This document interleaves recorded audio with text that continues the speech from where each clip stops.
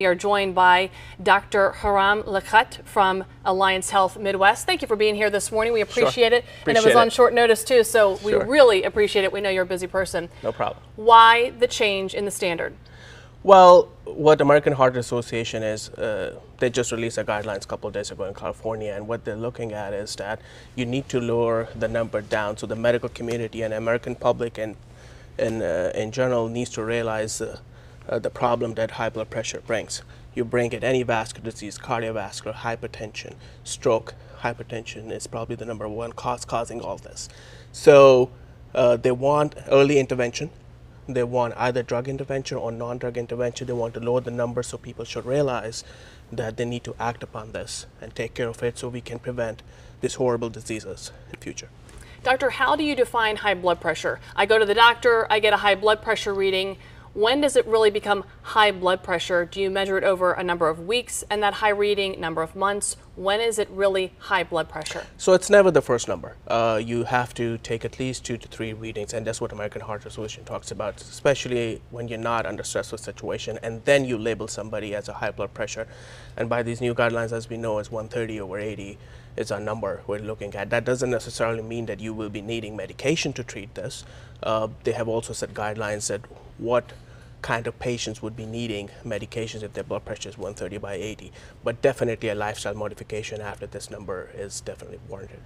Will more people have to be on medication now that this number has been lowered? Very small percentage of people will be will be categorized of having to get these medications. Most people will be requiring lifestyle modifications such as low salt diet, losing weight, and healthier lifestyle. And talk about that. Will this save lives? Do you think lowering this, maybe catching a problem earlier? Definitely. I mean, their estimate is that by old guidelines, 32% of Americans were diagnosed with high blood pressure. With new guidelines, about 46%, so about 14% increase with these new guidelines. So early intervention, either lifestyle or drug therapy, will keep the blood pressure. Hopefully will keep the blood pressure under 130 by 80, and we can assume that, obviously you need some more studies, but we can assume that the stroke, cardiovascular disease, peripheral vascular disease, all kind of vascular diseases, the incidence will go low, and that will prevent deaths. And even for now, with all the technology, heart disease is probably the #1 killer in America.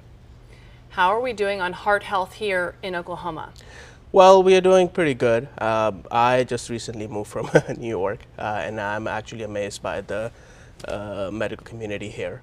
And in general, the public needs to know more. We need to exercise more, diet. A lot of non-drug education needs to be needed so that, Oklahoma can do better.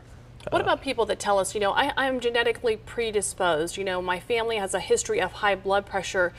Diet and exercise, can that overcome our predisposition? Yes, it could. It could. But having said that, some people if they have some kind of genetic problems and we cannot take care with the lifestyle modifications, obviously we have medications to help them. So it is a possibility, but I think fair number of percent of patients who have genetic predisposition, at some point of their life, they will end up on medicines. What do you say about magnesium? Have you heard about that? People using that as a holistic option. What's your opinion on that? I have never heard about it, but I have read a few, non-randomized trials which say that magnesium has been found to lower the blood pressure, but I haven't seen any clinical trial, at least not to my knowledge. So here in Oklahoma, we need to make the changes like diet and exercise.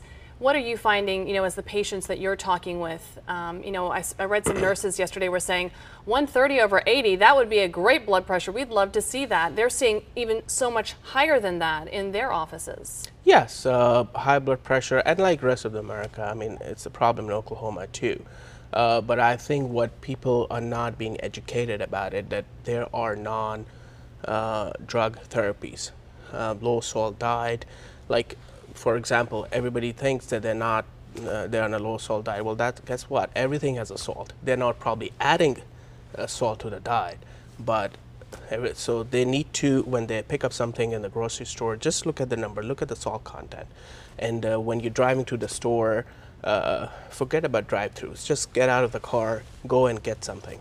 You know, these smaller changes, lifestyle changes, that will really help.